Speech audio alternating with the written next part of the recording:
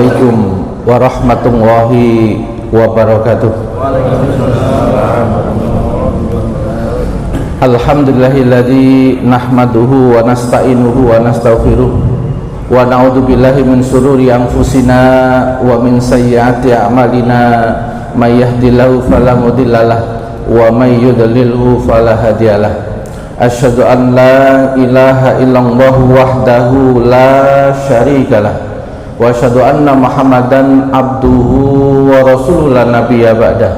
Allahumma shalli wa sallim ala sayyidina Muhammadin wa ala alihi wa ashabihi wa man tabi'ahum bi ihsanin ila yaumiddin. Subhanaka la ilma lana illa ma 'allamtana innaka antal alimul hakim. Allahumma alimna ma yanfa'una wanfa'na bima 'allamtana wa zidna ilman wa fahman wa amalan sholihan maqbulan. Allahumma arinal haqqa haqqan warzuqna ittiba'a wa arinal batila batilan warzuqna ijtinaba walhamdulillahi rabbil alamin. Amma ba'd. Bapak-bapak, ibu-ibu, saudara sekalian yang dirahmati Allah Subhanahu wa taala, syukur alhamdulillah kita terus-menerus haturkan kepada Allah Subhanahu wa taala yang tidak pernah menghentikan nikmatnya kepada kita semua, sehingga dengan nikmat itu kita mampu menjalani kehidupan, melaksanakan ibadah, karena banyak sekali yang diatur dan diurus sama Allah Subhanahu wa taala yang kita tidak perlu mengatur dan mengurusnya.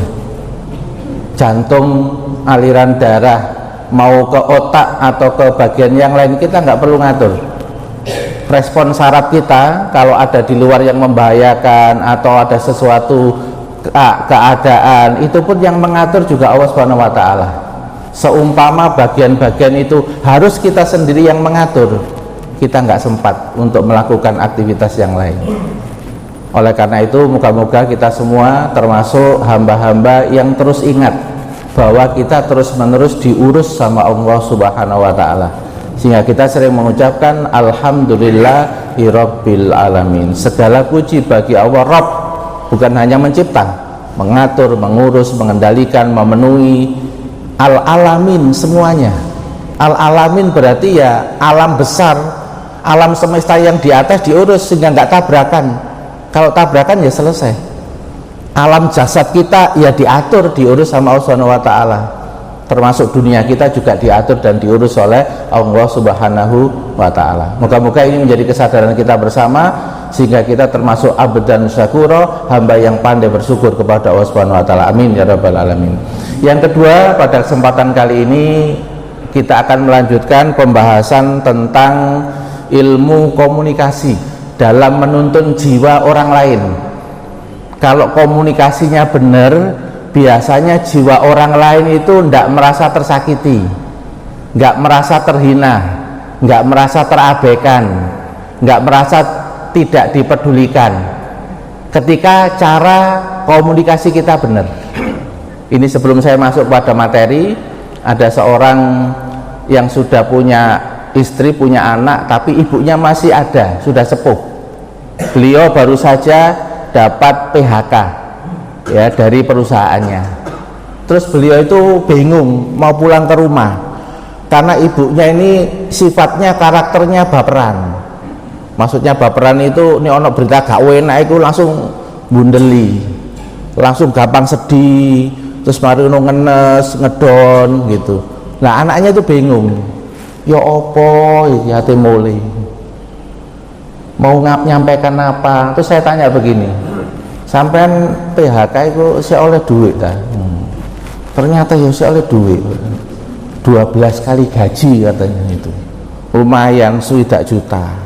Terus saya bilang begini, kalau orang tuamu itu modelnya begitu, kalau menurut dalil nih, tekniknya menggunakan hadis Nabi, basyiru wala tunafiru, beri kabar gembira, jangan membuat dia itu lari. Lari itu kalau ke dalam jadinya sedih, lari kalau keluar itu jadinya marah-marah ya. Nah ini tipe emaknya, tipe ibunya adalah tipe yang sedih, tipe yang ngenes, ngedon. Kalau seperti ini jangan ngomong kamu di PHK, tapi bilangnya begini, alhamdulillah mak, oleh 1 juta teko perusahaan. Niku dulu kalimat gembira dulu. Ojo mak dipecat mak, ojo ngono, keliru urutane iku. Langsung berita dipecat itu kok ketokane wis kalimat itu anu nggih ngedon langsung nggih lho wis gono kerjaan gono penghasilan. Cara ngomongnya jangan begitu, wong sudah sepuh kok gitu. Cara ngomongnya alhamdulillah ngono seneng oleh 1 juta itu perusahaan iki sayang mak nang aku soalnya perusahaan iki wis gak kuat ngurusi aku itu dikongkon gelek sing liyane sing luwe apa menjanjikan. Kira-kira kalau omongannya begitu maknya sedih apa tambah guyu Pak? Terus pundi Pak? Tambah guyu kok apa? Terus saya bilang begini, tapi yo kayak ono ngomong 1 juta tambah kei ya ngenes tambahan. Ojo mek kabar tok 1 juta tapi maknya kok kosongan iki. Kok gono apa-apa gitu. Vitamin K diperlukan kanggo sing sepuh-sepuh gitu. Soalnya ada Pak yang sepuh-sepuh itu vitamin K. Ya keuangan maksudnya Pak ya. Vitamin uang okay. Nah kadang ada sing ono sing model arep-arep nang anak itu begitu jadi kasih itu pada jamaah sekalian. Ini maksudnya adalah kalau kita ini komunikasinya tepat itu pasti akan tenang, pasti akan tentram. Yang tentu harus dibaca jiwanya. Kalau jiwanya itu resah, khawatir, ya resahnya yang dihilangkan, sumber resahnya yang dihilangkan. Kalau ini kemudian tipenya ngenes, ngedon, gelisah, kepikiran, ya berarti harus dikasih kabar gembira supaya dia itu menjadi lapang, lega. Meskipun beritanya PHK, tapi yang ditonjolkan itu bukan pecatnya, tapi yang ditonjolkan apa? Oleh duwike. Tapi yo duwike yo rasakno, mae aja mbok pek dhewe, yo tetap dikasih oleh. Nah itu satu para jamaah sekalian. Nah sekarang kita akan membahas metode komunikasi yang memuliakan.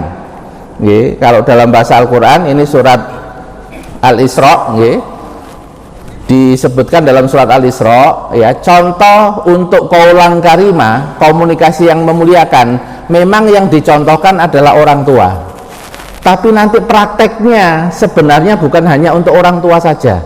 Kalau kita baca dalil-dalil yang lain, kita ini menghargai, menghormati bukan khusus kepada orang tua.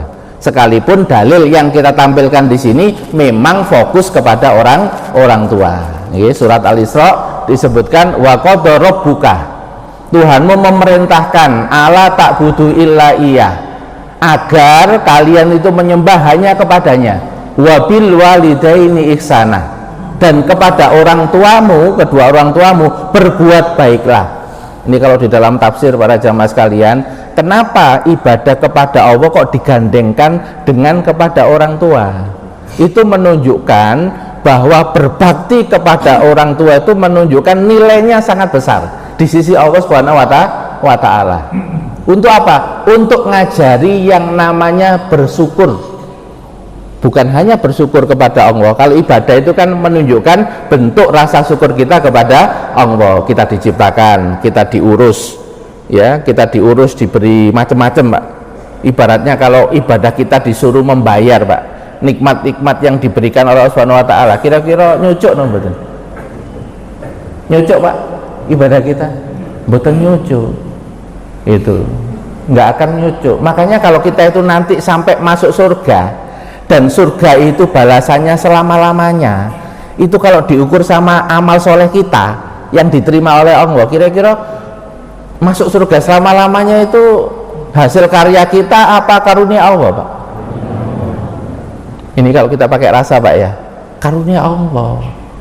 Amal-amal kita juga ngatasi bayar surga yang selama-lamanya. Pemane amal nang donya mek 50 tahun, ono sing 40 tahun, ono sing mek 20 tahun. Itu kalau kita punya rasa begitu, kalau kita beramal itu nggak pernah perhitungan sama Allah Subhanahu wa Ta'ala. Aku nek mikir-mikir Gusti Allah ku wis kadang-kadang ya tak larani kadang-kadang ewonan, nggih Pak nggih. Tapi ketika kita minta maaf, dimaafin nggak, Pak? Dimaafkan sampai menjelang tenggorokan. Nek istri jenengan misalnya nyalai ping 10, Pak, di sepuran apa mboten, Pak? 10 ping 10, Pak, di sepuran apa mboten? Kok rada angel, Pak, ngomongi langsung. ketane gurung biasa, ketane gurung biasa ngelepas ngono, sik nyekel loro ati ngono. Padahal di dalam Al-Qur'an surat Al-Qasas kita diajari sama Allah Subhanahu wa taala, wa ahsin kama ahsana wa ilaik. Berbuat baiklah kepada makhluk-makhlukku sebagaimana Allah telah berbuat baik kepadamu. Awakmu ku nek nyalai aku ping 20.000, kon teko nang aku, datang kepadaku, langsung tak ilangno. Gak tak iling-iling blas, bahkan case close, kasus ditutup, malaikatnya sampai lali catatane. Betul? Ini Gusti Allah Pak nggih. Lah dalam ayat ini diajari awakmu kudu nglatih rasa, awakmu tak perlakukan ngono. Engko nek ana makhlukku sing ngono iku ya kudu padha. Wong iki ayatnya berbuat baik ikhlas kepada makhlukku sebagaimana Allah telah berbuat baik kepadamu. Jadi misalnya Pak, nggih ngapunten, kita ini punya rasa sering ditolong sama Allah dalam kehidupan. Orang itu kalau mengamalkan ayat ini berarti nanti ono nek makhluk minta tolong, ya saya akan upayakan semampu saya. Mas tatoktum, sesuai kapasitas, bukan maksa-maksain, sesuai kemampuan. Itu tandanya berarti bisa mengamalkan surat Al-Qasas ayat 77. Kalau awalnya kan wabtagi fima atakom wadarol akhirata walatansa, ya nasibaka minat dunia, ini panjang ayatnya. Nah bagian-bagian akhir itu kalimatnya wa ahsin kama ahsanang wa ilaik. Berbuat baiklah sebagaimana Allah telah berbuat baik kepadamu. Itu kalau diterjemahkan Pak bisa satu buku sendiri itu, karena kebaikan Allah kepada kita ini kalau mau ditulis ya banyak. Itu kalau dipraktekkan implementasinya ke makhluk ya bentuk implementasinya juga banyak itu. Nah itu kalau sudah belajar implementasi Asmaul Husna, nama-nama Allah Jamal, nama-nama Allah yang baik. Nah kalau sudah mendalami nama-nama Allah yang baik, itu tuntutannya adalah mengamalkan nama itu sesuai kapasitasnya. Kita zikir ya Allah ya Rahman ya Rahman, yang dituntut adalah kita disuruh sayang sama makhluknya. Itu waman yarhamman fil ard yarhamka man fis sama. Barang siapa yang menyayangi penduduk di bumi, maka penduduk di langit juga akan sayang. Sayang pertama ya kepada keluarga. Khairukum li ahli. Orang terbaik di antara kalian adalah terbaik pada keluarganya. Wa ana, kata Rasul, dan aku adalah terbaik pada keluargaku. Jadi ojo sampai Pak ya keluarga itu iri ya.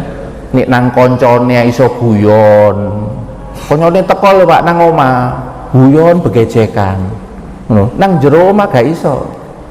Karo bojone karo anake. Kira-kira sing istri karo anake batin apa enggak, Pak? Oh, sing budi langsung ngomong. Langsung batin. Kok iso gayeng ngono ya? Nek ketemu koncone, nek karo aku kok kaku ngono. Itu. Betul Pak ya? Itu ngapunten Pak, jenengan itu kalau bangun rumah yang dibagusi itu bagian luar apa bagian dalam Pak? Kok rada angel jawabnya. Kalau kita ini bangun rumah mek bagian luar sing diapii, jeroe gak pati api, pertanyaane sampean gawe omahe kanggo wong liya apa kanggo wong jero? Nah nek kanggo wong jero ya jerone api ono, apa api ono, ojo ngarepe toh. Nek ngarepe tok ya berarti nggawe omah kanggo wong liya, kanggo delok-delokan. Kan ngoten Pak nggih. Nah, itu filosofi dari kiai saya untuk ngajari awakmu iku nek nang jero ya kudu apik nang keluargamu. Ojo sampai ditontok masyarakat apik gak karo-karuan tapi nang jero omah iku guweting kabeh. Mangkel. Teko meneh. Ngono sampean Pak gitu. Kok teko ya wong ngono sampean lho masyaallah. Naudzubillah min dzalik. Moga-moga kita semua ditolong oleh Allah untuk menjadi orang yang terbaik di keluarga, hingga nanti berikutnya baru terbaik di masyarakat. Khairun nas anfa'uhum linnas. Jadi Islam tuh ngajari urutan Pak. Nek urutannya keliru iso berbahaya. Nih, ndonga karo sabar, mana dulu yang diwujudkan Pak? Sabar dulu. Soalnya Pak, orang kalau doa butuh tenang. Nek tenang iso khusuk, nek khusuk milih donga kalimat iso pas sesuai kebutuhan. Karena ayatnya juga ya ayyuhalladzina amanusta'inu bis sabri wassalah, urutannya sabar sama Sholat, ada urutan Pak gitu, dan urutan ini penting. Sekarang saya tanya, jenengan itu tausiah dulu, nasihatin dulu anak, atau nyepuro LE anak? Tapi prakteknya ini nyepuro apa langsung ngomong? Alhamdulillah jujur-jujur Pak wong anu mikir saya berarti nggih. Alhamdulillah jujur nggih niku tandane wong apik. Itu prakteknya memang gurung iso Ustaz, tapi ini ilmune ya ngono Ustaz, percaya ngono gitu nggih. Karena ayatnya hudil afwa wa'mur bil urfi. Ambil permaafan, permakluman dulu. Oh iya kapasitasnya gak memungkinkan. Ternyata dia ada kelemahan, ternyata dia ada keterbatasan, boy kunang pasangan, bonang anak. Kita punya tuntutan, tapi faktanya orang di depan kita ini punya kapasitas, punya keterbatasan, punya kelemahan, apalagi bawaan masa lalu Pak. Ya, ternyata bawaan masa lalunya ternyata dulu waktu lahir itu sempat ketekek, jadi oksigen ke otak itu sempat berkurang, sehingga potensinya apa? Pasangannya lalian, sehingga isu ngono itu ya kadang kopi gak ono, iki kambi api tunggu ganti ndi itu. Nah kalau nggak tahu riwayatnya Pak, peristiwa bayinya, kira-kira yang suaminya kalau nuntut jadinya mangkel no, betul? Mangkel ketika hanya nuntut saja, tapi ketika diceritakan masa lalunya begitu, jadinya mangkel apa kasihan? Nah itu loh Bu, dalam hidup itu begitu seringnya. Kadang-kadang kita punya ekspektasi, tapi yang kita tuntut tidak kita pelajari, tidak kita dalami. Dia itu tidak mau apa tidak mampu, beda nggak Pak? Tidak mau sama tidak mampu beda. Itu makanya Allah SWT ngajari la tukallifuhum ma yaklifuhum, jangan membebani mereka di luar kapasitas mereka. Hadis ini berarti secara otomatis memberikan isyarat sak durunge ngongkon, pelajari kapasitasmu. Ya sama dengan perusahaan lah Pak. Perusahaan itu kalau masang target berarti kapasitas SDM itu diukur sih, kira-kira tak pasang target sekian, SDM ku itu jumlah sekian itu iso enggak? Nek gurung iso berarti bukan langsung dipaksa dan diperintah-perintah, tapi melaksanakan hadis berikutnya, wa in kalaftumuhum fa'ainuhum. Jika kamu tetap mentarget mereka, bantu mereka, support mereka. Ya dikasih keadaan Pak, dikasih support, entah kenyamanan, entah tambahan apa, sehingga dia bisa naik kapasitas. Pripun, setuju apa mboten? Alhamdulillah. Ya, berarti wong apik Pak jenengan. Sosok ngalah sik ngono. Ekspektasine diturunno sik ngono, tapi ngerawat sik. Nggih Pak nggih. Orang itu kemudian kalau memang betul ro'iyah, ro'in, kulukum ro'in, kalian itu adalah seperti orang yang angon. Kata ro'a itu dalam bahasa Arab dipakai untuk orang yang angon. Dalam bahasa Arab, ngangon kebu, ngangon sapi, ngangon wedhus, merawat, melayani. Kalau merawat dan melayani berarti apa? Ya saya lihat kebutuhannya apa, yang dibutuhkan apa, yang diperlukan apa. Itu diberikan dulu. Ketika itu diberikan, kira-kira yang dipenuhi kebutuhannya, mereka nanti akan semangat nggak Pak? Semangat, bahkan akan memberikan yang terbaik. Nah saya lanjutkan para jamaah sekalian. Nah di dalam ayat ini ada kalimat kunci ketika berhadapan dengan orang tua, dengan kalimat wa kullahuma qaulan karima. Berkatalah kepada kedua orang tuamu perkataan yang karimah, yang memuliakan. Nah ini saya bacakan tafsirnya Pak ya, supaya punya wawasan. Yang dimaksud dengan qaulan karimah itu kalau di dalam tafsir karya Imam Ibnu Katsir, beliau mengatakan layyinan thayyiban hasanan. Pertama, cara bahasanya itu lembut, bukan kasar. Kalau karimah itu berarti kalau ngomong berarti pilihan-pilihan kata, intonasi itu pilihan kata yang lembut, thayyiban yang baik. Namanya lembut dan baik itu tidak membuat orang itu jadi keras, tidak membuat orang itu jadi terpancing spontannya nggak enak ya, karena lembut dan baik. Kemudian wa taukir wa ta'dim, ada kata-kata penghormatan dan penghargaan, ada kata-kata penghormatan dan penghargaan. Untuk apa? Kalau untuk orang tua ini kan punya riwayat jasa Pak, mulai dari kecil, yang bisa jadi waktu kecil itu kita nggak ingat, tapi yang paling ingat orang tua. Di masa-masa sulit, masa-masa kritis, ini diingat sama orang tua itu. Sedangkan anak bisa jadi nggak ingat gitu. Nah, apalagi kalau kemudian anaknya ingat masa-masa kritis itu, lalu disampaikan ketika usia tua dengan kalimat, makasih ya, aku ingat waktu dulu di SMA, mama begini-begini, sampai hujan terus, ya, bantu aku begini-begini. Kira-kira mamanya itu dikasih ucapan terima kasih, lalu disetel video ini masa lalu, Pak, kira-kira terjadi romantisme gitu. Rodok mewek mari ngono gitu. Tes itu. Tapi mewek seneng apa mewek sedih? Seneng. Oh ya Allah, anakku eling ya ternyata ya. Meskipun saya jadi profesor, sing situk jadi jenderal, tapi ya saya eling masa-masa itu. Meskipun aku mek lulusan SD itu, tapi kok ya dieling-eling. Kira-kira orang tua ini merasa berharga nggak, Pak? Merasa berharga, nggak diabaikan gitu. Dan itu Pak ngapunten nggih, kalau orang tuanya bahagia langsung ono donga, langsung Pak munggah nang langit langsung. Karena ridho fir ridol walidain. Nek wong tua iku seneng, puas, maka Allah itu seneng. Nek Allah seneng jenengan donga pas Allah seneng, kabul napa mboten? Kabul. Makanya kalau minta doa ke orang tua itu ojo langsung, mak dongakno aku, ojo ngono. Gak usah ngomong tapi enak nong, kok ndonga dhewe. Oh gak kok kene kok. Mak dongakno, mak dongakno jare mak batin. Dongakno tok, gak ono apa-apane. Emak iki jane pengen iku, pengen iki, buka HP ono macem-macem iki. Ya, ketemuan karo ibu-ibu alumni ya ngono, padha pamer kabeh aku gak ono apa-apane. Ya apa wong tuane kepikiran donga. Wis. Ini kan masalah rasa, Pak. Dalam agama itu diajari rasa supaya punya rasa yang benar. Orang tua itu punya jasa, punya pengorbanan di masa lalu yang nggak minta dihormati dan nggak minta dihargai, tetapi semua orang itu punya yang namanya needs of recognition, ya, kebutuhan untuk diakui. Oh mbiyen pernah begini, pernah begini. Nah kalau anak dengan tulus, nggak usah dipaksa-paksa, ngomong dengan setulus-tulusnya kepada orang tua, iku podo karo panas langsung diguyang banyu es, betul ya? Wadem gitu.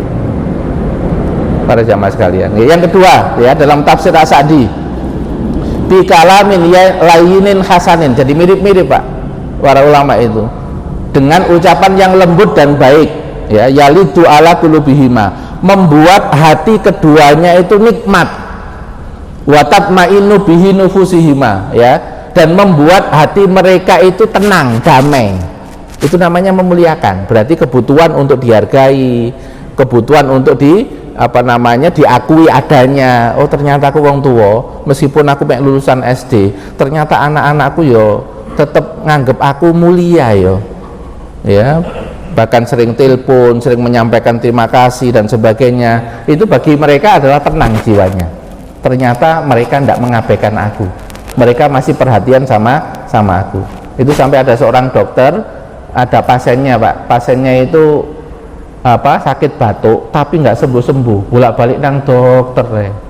Nah sama dokter ini karena dia juga belajar tentang psikiater, ditanya, diajak ngobrol gitu.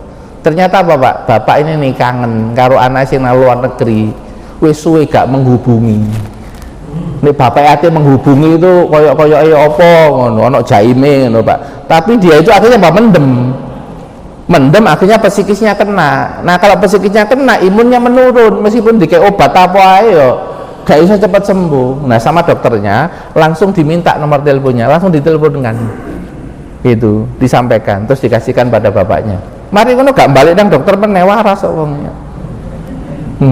Ternyata napa nih? Kangen. Krungu anake ngomong sing enak. Nah ternyata bahwa obat itu nggak hanya obat secara fisik, psikis itu juga butuh obat. Bahkan kalau psikisnya jatuh, fisik nggak bisa optimal untuk balik lagi. Itu ini apalagi ini sekarang ngapunten, khusus bulan Ramadan, itu kan sampai ada profesor dari Jepang mendapatkan hadiah Nobel gara-gara meneliti tentang puasa. Namanya autofagi. Ternyata sel kita itu punya kemampuan memakan selnya sendiri. Sel apa? Sel yang rusak seperti kanker. Ya, sel yang tidak ada gunanya, sel-sel sampah itu ternyata tubuh kita itu punya zat yang zat itu bisa makan itu semua, sehingga yang sampah dan kanker-kanker itu nanti bisa hilang dengan sendirinya. Nah, salah satunya adalah melalui puasa. Tapi beliau mengatakan ono syarate, Pak. Nek poso sahur iku aja akeh-akeh, nek buka aja balas dendam. Nah, iku syarate. Gak kok nang Indonesia sahur iku apa maneh nek buka wis persiapan 5 menu, nek gak cukup mari tarawih. Ya gak iso, Pak, memenuhi syarat penelitian Jepang ini. Wong syaratnya itu apa? Mangan yo gak sepiro akeh, buka gak sepiro akeh, sahur yo gak sepiro akeh. Itu punya potensi awet muda sama sehat melalui poso. Itu tekniknya itu. Syarat kedua, gak stres. Sampai poso stres cepet mati malah.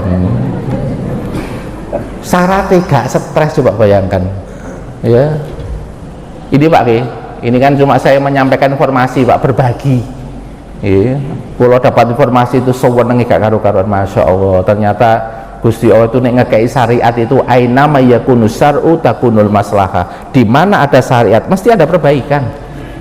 Di mana ada syariat mesti ada perbaikan. Kalau ada Quran memerintahkan, Quran nggak membuat engkau sengsara. Ma anzalna alaikal qur'ana litashqa. Surat Toha ayat yang kedua. Toha ma anzalna alaikal qur'ana litashqa. Aku menurunkan Al-Quran bukan membuat kamu susah, bukan membuat kamu itu apa namanya payah atau terdolimi, enggak, tapi membuat kamu bahagia nanti. Famanitaba hudaya, barang siapa mengikuti petunjukku fala yadilu wala yasqa, tidak akan tersesat dan juga tidak akan sengsara. Ayat yang lain sampai mengatakan famanitaba hudaya fala khaufun alaihim walahum yahzanun, barang siapa mengikuti petunjukku nggak ada takut tentang masa depan, nggak ada kesedihan sama masa lalu, berarti bahagia kalau mau mengikuti petunjuk Al-Quran. Para jamaah sekalian, sekarang komunikasi dengan bahasa yang memuliakan. Pondasinya kalau mau menerapkan komunikasi ini harus tahu status dan kedudukan orang yang kita hadapi. Kalau dalam bahasa hadis, anzilun nasa, ya, posisikan manusia sebagaimana kedudukannya, sebagaimana keadaannya. Ya, misalnya posisinya pemimpin, berarti pemimpin ini punya jasa apa enggak, Pak? Punya, karena mengatur dan mengurus. Ini berarti ada kebutuhan untuk diakui bahwa dia sudah ngatur, sudah ngurus. Orang tua, kedudukan orang tua, ini ada jasa dan pengorbanan, Pak? Ada. Ini berarti butuh itu. Ini namanya apa? Kita kalau mau pakai bahasa yang memuliakan, orang ini punya jasa apa enggak, orang ini punya kedudukan apa enggak. Kedudukan itu bisa dari ilmunya, kedudukan itu bisa dari akhlaknya, kedudukan itu juga bisa juga dari sisi ya keberadaan dia memang layak karena mengatur dan mengurus kehidupan kita semua gitu. Nah, kriteria bahasa karimah, mimik wajahnya perhatian. Orang memuliakan itu berarti kalau ngomong itu diperhatikan. Ngapunten, kalau tangan ibu-ibu, bapak-bapak nek saking kantor, terus pulang ke rumah, terus ibu-ibu curhat, kira-kira pas jenengan curhat itu bapaknya ndelok HP apa ndelok jenengan? Loh, kok podo Pak ya? Langsung ndelok HP. Kalau bapak itu ndelok HP, jenengan itu merasa diperhatikan apa diabaikan? Mboten kula lho Pak sing ngomong. Kalau ini cuma pengen testimoni, apa ya podo, lamongan karo kene, ternyata podo, gitu. Ternyata bahwa orang tuh merasa dihargai, merasa dihormati ketika bicara ya wajah ketemu wajah, apalagi perempuan, ya apalagi perempuan. Kalau perempuan itu tidak bisa, kalau ngomong itu kemudian kita sambil lalu gitu, ditinggal langsung, Pak. Pengalaman kula pernah ngalami, maksudnya pernah ngalami. Makanya sejak itu kalau introspeksi, Pak, itu walah ternyata iya, apalagi perempuan, dia apa kebutuhan untuk diperhatikan ya dihargai itu kuat, itu para jamaah sekalian. Yang kedua, bahasa tubuhnya sopan, ya apalagi ke orang tua, ya Kalau di Jogja sama Solo yo atas karo bawah sampai begitu. Itu sebenarnya bukan masalah ini kerajaan atau enggak, ini sebenarnya adalah bahasa supaya apa, orang tua merasa dihargai dan dihormati, tapi dalam bentuk settingan gitu Pak Ki. Itu namanya bahasa tubuh. Yang kedua, intonasi suara tidak boleh cenderung meninggi, harus sedang atau ke bawah, karena kita berhadapan sama orang yang punya apa, punya jasa, punya pengorbanan dan sebagainya. Kita merendah, bahasanya merendah. Yang keempat, pilihan kata tidak menonjok, tidak menyudutkan. Misalnya orang tua itu ada salah, kita tidak fokus sama salahnya. Nek kalimat kita itu fokus sama salahnya orang tua terus diulang-ulang, kira-kira langsung bundelin apa enggak Pak tua? Langsung bundeli.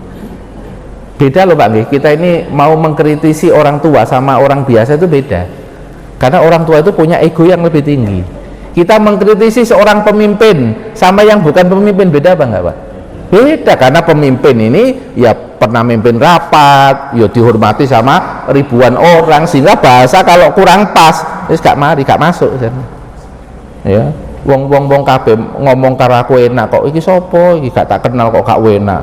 Ya bener sih omongan ngelingno, tapi kok carane ngono. Jadi bukan sekedar masalah ucapannya benar dan enggak, tapi caranya ini bisa masuk enggak kepada jiwa orang. Nek caranya nggak bisa masuk pada jiwa orang, berarti nasihat kita ini bermanfaat apa enggak? Ya nggak bermanfaat, karena tidak memperhatikan cara. Itu. Ngapunten Pak nggih. Misalnya kita ini punya anak. Anak ini melakukan kesalahan. Misalnya nggih, dia itu nyapu, tugasnya di rumah itu tugas nyapu pagi hari. Ya, biasanya kalau di rumah itu my family is my team Pak ya. Keluarga adalah tim, biasanya ada yang bagi tugas. Yang bagian kamar siapa, yang bagian ini siapa. Nah ini ketika anaknya itu nyapu, namanya ibu kadang-kadang punya standar perfect no, ya. Sempurna Pak ya, pokoknya ini bersih itu ini standarnya ya, ini gak ini berarti sama dengan kotor. Nah anaknya ini mulai melakukan terus gak bersih, ngapunten, kira-kira langsung dikritik napa pakai bahasa yang memuliakan dulu? Prakteknya langsung dikritik, betul ya? Nyapu tenanan apa enggak, niat apa enggak, iki gak delok ta, meripatmu gak mbok delok, iki gede iki sini ngene, ketokane ono sing pernah ngomong ngono, ketokane lho Pak ya, kula mboten nyangka mbok kerudunge warna apa gak ngerti kula nggih, gitu. Nah punten nggih, umpama menisuk dikongkon nyapu, kira-kira nyapune tambah semangat apa malah ditinggal? Loh, wis belajar kejiwaan sebenarnya Pak. Itu. Nah tekniknya pakai bahasa karimah. Nanti soalnya kepada anak juga harus pakai bahasa karimah. Atrimu auladakum, muliakan anak kalian. Apalagi 0 sampai 7 tahun. Itu masa-masa pengisian jiwa supaya anak itu merasakan saya berharga. Saya tidak diabaikan. Saya punya nilai di hadapan orang tua. Buktinya orang tua itu ngasih jempol. Orang tua itu ngelus-ngelus pinter ada iki, oh soleh ada iki, dikasih konsep begitu. Pokoknya 0 sampai 7 tahun Pak, itu podo karo ono kapas dikai banyu langsung nyerep 0 sampai 7 tahun. Tapi ini 0 sampai 7 tahun nggak dihargai, diabaikan, dihinakan, itu umur berikutnya jadi nih wong ngenes dilu surem karena nggak dibangkitkan Pak rasa bahwa dia itu punya nilai di hadapan orang lain, ya, punya manfaat. Ya, makanya kalau kemudian tadi anak yang nyapu tadi itu, kalau ngomongnya begini, pinter, tugasnya dilaksanakan. Ya, adik kok iso sregep koyo ngene kuwi apa carane kok iso sregep ngono. Seneng ta tindakan, diajak ngobrol sih, itu. Baru setelah itu baru masuk. Dek, mau nggak mama ajarin caranya nyapu supaya nyapunya cepet, ya, efisien, efektif dan bersih. Kalimatnya koyok manajer kira-kira anaknya kira-kira mau apa enggak Pak setelah dipuji, setelah dianu, kira-kira anaknya mau apa enggak Pak? Mau anaknya, semangat gitu. Akhirnya anaknya apa? Terjadi perbaikan. Lalu Pak, ini masalah cuma ngingetkan anak aja, ini sono ilmune. Nek ilmune salah, anake mari ngono mbleyar. Marah metu wae teko omah. Jare bapake ngomong, nandi anakku padahal anak batin gak betah ngono bari anake itu nggak merasa nyaman di dalam rumah karena kejiwaannya nggak dipenuhi sama orang tua, kebutuhan disayang, kebutuhan diperhatikan, kebutuhan dihargai, kebutuhan diapresiasi nggak dikasih dalam jangka waktu yang lama. Akhirnya apa? Carinya keluar. Akhirnya jadi apa Pak? Pimpinan preman kecil. Soalnya apa? Hormat kabeh siap 86 dan ngono. Dia langsung dihargai ya. Kadang-kadang dia bagi duit. Untuk apa? Padahal duit yang njaluk wong tuwa padha ae. Untuk apa Pak? Ngasih duit temennya. Ya dihormati sama temen. Nek ngongkon mesti dilakoni. Itu.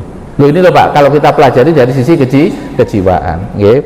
Menonjolkan kata yang menunjukkan penghargaan dan penghormatan.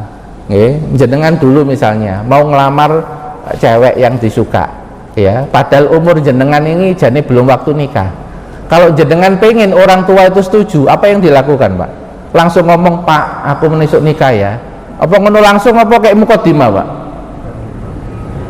Pakai mukodimah. Nah mukodimahnya harus pakai karimah. Pak, tak delok ya wong tua liyane ku gak ono sing koyo bapak. Mek bapak to api ngono bapak iku. Kira-kira diomongi ngono langsung anyep apa enggak Pak? Itu baru satu kata Pak. Ya, mari ngono muncul kata kedua sampai 7 kalimat. Wong tuane diisi ngono. Terus baru ke-8 baru ngomong, Pak, terus terang Pak ya, aku pengen nikah. Nah, iya Pak ya. Maksudnya kaget itu gak nemen-nemen. Nah itu namanya pakai teknik kaulang karimah. Kebutuhan jiwanya dipenuhi dulu sampai adem, baru kita bicara yang sensitif. Itu. Nah kadang-kadang kan gak dalam rumah tangga itu sing sensitif, sing wedok gak kuat, pengen ndang ngomong, soalnya bolak-balik sing lanang metu wae. Nah sing lanang punya kebutuhan, dia minta dihargai peran-perannya, pengorbanannya di dalam perjalanan rumah tangga, tidak dikasih, tapi langsung dikasih yang sensitif. Kira-kira Pak, laki-lakinya buleti apa langsung lapang? Oh sing wedok kan buleti, wis hafal berarti itu. Nah artinya apa Pak? Ternyata kalau bahasa komunikasi itu ya bisa pakai layinah dulu, terutama yang ini pakai karimah dulu baru bicara poin.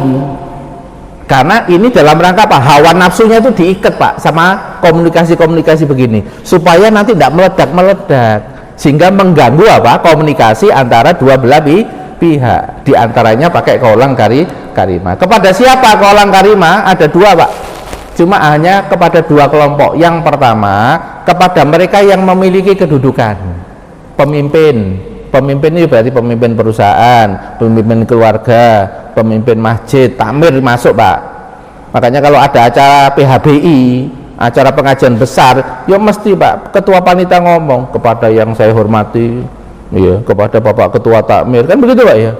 Sampai atik ketua takmir gak disebut, yang lainnya disebut, bundeli kok. PHBI berikutnya iso gak lancar ini. Lali gak nyebut ketua takmir ya, ketika apalagi kalau ketua takmir punya riwayat masa lalu Pak ya, nggak pernah dihargai sama anaknya misalnya, nggak pernah dihargai sama yang lain, kebutuhannya itu nggak dapat, tambah nemen blunderi wes gade PHBI-an sebenarnya begitu Pak, bisa murang-muring itu, karena itu ada kebutuhan itu ya sama kalau misalnya perusahaan ngapunten ya, dalam meeting, dalam rapat yang kemudian itu ada pimpinan yang tertinggi, ya mesti bahasanya itu ya dihormati. Dalam rangka apa sih? Karena ini bagian yang mengambil keputusan, bagian yang nanti akan apa? Memimpin urusan yang akan diputusin ini, harus dikasih penghormatan dan penghargaan. Ulama, ya, tokoh, ya, atau guru. Kalau guru kan kaitannya dengan dia ngasih ilmu, ya. Ulama karena ngurus umat, dia mengurus. Tokoh karena dia juga mengurus masyarakat. Kalau dalam acara-acara disebut apa enggak Pak? Disebut, karena itu dalam rangka untuk memuliakan, apalagi orang tua. Nggih. Para jamaah kan ini yang pertama. Nah ini dalil-dalilnya nggih, ya. Inna min ijlalillah ta'ala ikramidi saibatil muslim wa hamilil Qur'an ghairul ghali fihi walal jafi anhu wa ikramidi sultanil muqsid.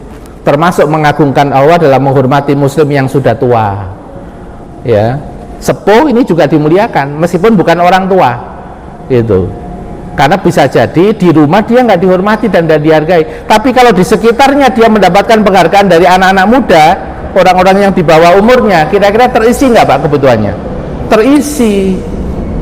Jadi memang ya tidak harus keluarganya, kalau keluarganya tambah cepat Pak, jiwanya akan terisi tambah cepat itu. Tapi kalau di keluarga nggak ada, keluarga besarnya paling nggak mengisi, menghormati, menghargai, sehingga apa? Kebutuhan jiwanya terpenuhi, sehingga membuat dia itu tenang menjalani kehidupan. Okay. Kemudian, nah termasuk ini nggih Pak, laisa minna man lam yarham sogirona wa yukir kabirona, tidak termasuk golongan kami yang tidak sayang kepada anak kecil dan tidak menghormati orang tua. Tidak menghormati orang tua. Nah sekarang yang kedua, terakhir Pak, wis dikebel soalnya terakhir. Kalau yang pertama tadi adalah orang yang egonya tinggi karena dia punya jasa-jasa dan peran-peran. Kan kalau orang itu punya jasa-jasa dan peran-peran atau punya potensi-potensi yang dimiliki, potensi kan egonya tinggi, ya. Nah itu butuh yang namanya dikasih pengikat. Ketika komunikasi dengan mereka, kaulang karimah, cek damai, cek tenang, sehingga nanti bisa diajak kepada kebaikan. Mukodimanya dikasih itu dulu, baru kita ajak kepada kebaikan. Nah yang kedua, mereka yang memiliki kerentanan jiwa itu harus dimuliakan, dihormati dan dihargai. 0 sampai 7 tahun itu adalah umur di mana kerentanan jiwa terjadi pada anak. Kenapa? Akalnya belum berfungsi. Yang berfungsi hanya insting. Namanya berarti apa? Potensi hewannya yang muncul. Nah, karena potensi hewannya yang muncul, berarti dia harus mendapatkan kenyamanan dan kedamaian terus di umur itu. Supaya apa? Supaya nanti nggak liar jiwa berikutnya itu, nggak keras jiwa berikutnya tadi itu. Makanya para ulama kalau ketemu anak-anak kecil, itu ulama malah nyium tangannya. Apa alasannya para jamaah sekalian? Agar anak itu merasa berharga dan diciumnya di hadapan banyak orang. Bisa jadi anak itu di rumah nggak dihargai orang tuanya, tapi kalau dia datang pengajian lalu dicium sama ulama yang ngisi, maka akan langsung munggah Pak sini, akan ada obat yang diterima oleh anak itu. Itulah kenapa alasannya para ulama kok mencium ini, ya, mencium tangannya seorang anak kecil. Nah itu yang dinamakan anak-anak ada kerentanan jiwa. Yang kedua, anak yatim. Makanya ada perintah memuliakan anak yatim. Kalau dalam Al-Quran kan dikatakan orang yang hina itu adalah bala tukrimunal yatim. Mereka yang hina ketika punya kekayaan adalah kapan? Ketika mereka tidak memuliakan anak yatim. Namanya anak yatim, ya, apalagi yatim piatu nggak ada bapak, nggak ada ibu, potensinya kan nggak ada yang memenuhi kebutuhan. Nah ketika dia itu ada orang yang secara khusus memenuhi kebutuhan, dikasih, kira-kira jiwanya terisi apa enggak Pak? Terisi. Ketika dia datang lalu kita lus-lus kepalanya, dia merasa diperhatikan apa enggak? Diperhatikan, merasa ada, ya. Nah anak yatim ini juga perlu yang namanya bahasa kaulang kalimah, dimuliakan. Kamu hebat, misalnya bisa sholat, hebat, bisa anak kecil kok sopan santunnya begini, dikasih apresiasi, itu nanti dia akan menjadi mantap untuk melakukan kebaikan karena orang sekitarnya memberikan apresiasi. Yang ketiga, orang miskin. Ada perintah dari Nabi nggak Pak, memuliakan orang miskin nggih? Ya, karena orang miskin itu nanti para jamaah sekalian, nggih, di dalam hadisnya dikatakan innama yansurullahu hadil ummah bidhoifiha. Umat ini ditolong oleh orang-orang lemah di antara mereka. Syaratnya apa? Orang miskinnya ahli ibadah, ikhlas. Jadi kalau mau ngasih dana Pak kepada orang miskin, prioritasnya ya orang miskin yang ahli ibadah sama tulus. Karena di dalam hadisnya itu bidakwatihim wa sholatihim wa ikhlasihim. Wong miskin sing dongoan, sing ikhlas, terus regep sholat. Nah itu prioritas.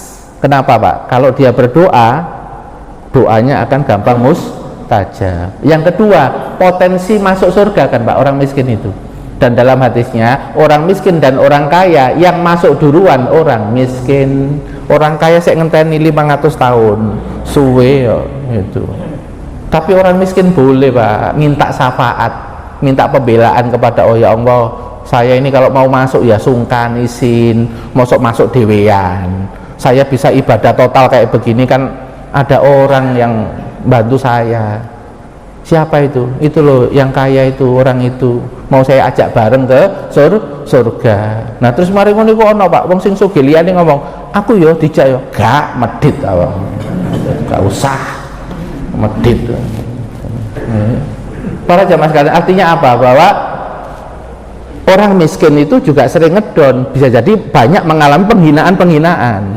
Yang ini kalau nggak dikasih obat, dimuliakan oleh orang-orang sekitar, iso dadi wong jahat.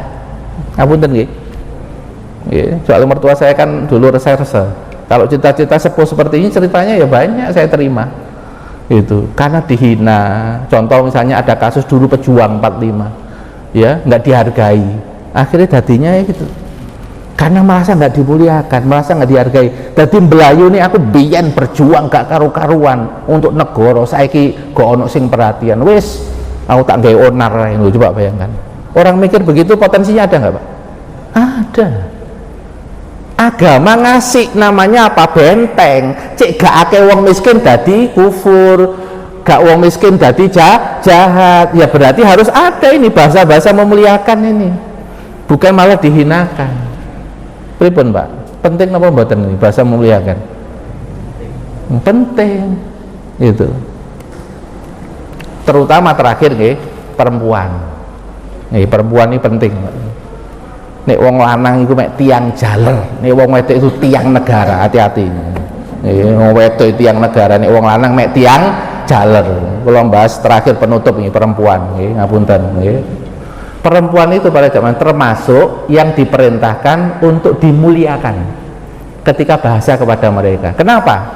Karena perempuan itu nanti mereka yang banyak mendidik anak dan pengaruhnya 75% kepada anak. Ibumu, ibumu, ibumu. Kalau perempuan ini dapat perlakuan mulia dari sekitarnya, maka akan gampang menjadi wanita yang mulia. Kalau gampang jadi wanita yang mulia, didik anak sing lanang iku gak pati opo-opo, diopeni wong wedok beres. Itu paling sing lanang kayak duwe ngeter-ngeterno karo mobil, tapi sing obah sapa? Sing banyak obah sapa? Wong wedok napa wong lanang, Pak? Wedok Pak ngaku wedok. Sampe makane rungokno ustate, rungokno. Nek dibelo seneng ibu-ibu nggih. Maksud saya para jamaah sekalian, untuk masalah perempuan ini juga perintahnya disuruh pakai bahasa yang memuliakan. Ngapunten nggih sebagai penutup. Apalagi nanti dalam rumah tangga, istrinya itu tidak dapat penghasilan. Terus anaknya 5. Terus lanang itu penghasilannya tinggi. Ini kan ada potensi Pak, peluang sing lanang itu akhirnya apa? Memandang sing wedok itu ngurus omah, wis gak usah macam-macam. Padahal kalau ibu ini sudah tidak bekerja lalu ngurus anak seperti ini, harus dimuliakan lebih tinggi, karena dia nggak punya potensi untuk menjadi mulia. Duit gak ono, terus teko keluarga miskin misalnya. Ini kalau kemudian yang laki-lakinya ini tidak ngasih memuliakan, ngenes apa enggak Pak? Itu Pak. Buanter Pak Ingkon ini. Kalau ini mewakili tok loh Pak nih. Soalnya apa sih Pak? Kalau ibu-ibu ini terobati, ibu-ibu terobati, kalau yakin Indonesia iso bangkit. Power of emak-emak, nih emak-emak ini mulia Pak, Indonesia iso bangkit. Cuma emak-emak itu mulia butuh wong lanang sing apik. Semakin apik, semakin pelayanan gampang cepet api nular nang anak. Ngipun ngoten mawon, mugi-mugi manfaat nggih. Pertemuan kita pada pagi hari ini moga-moga bermanfaat bagi saya, panjenengan semua, dan moga-moga kita ditolong sama Allah untuk mempraktekkan ilmu bermanfaat yang kita terima. Amin ya rabbal alamin. Kita istighfar kepada Allah Subhanahu wa taala. Astaghfirullahaladzim, astaghfirullahaladzim, astaghfirullahaladzim. Subhanaka Allahumma bihamdik, asyhadu an la ilaha illa anta, astaghfiruka wa atubu ilaik. Assalamualaikum warahmatullahi wabarakatuh.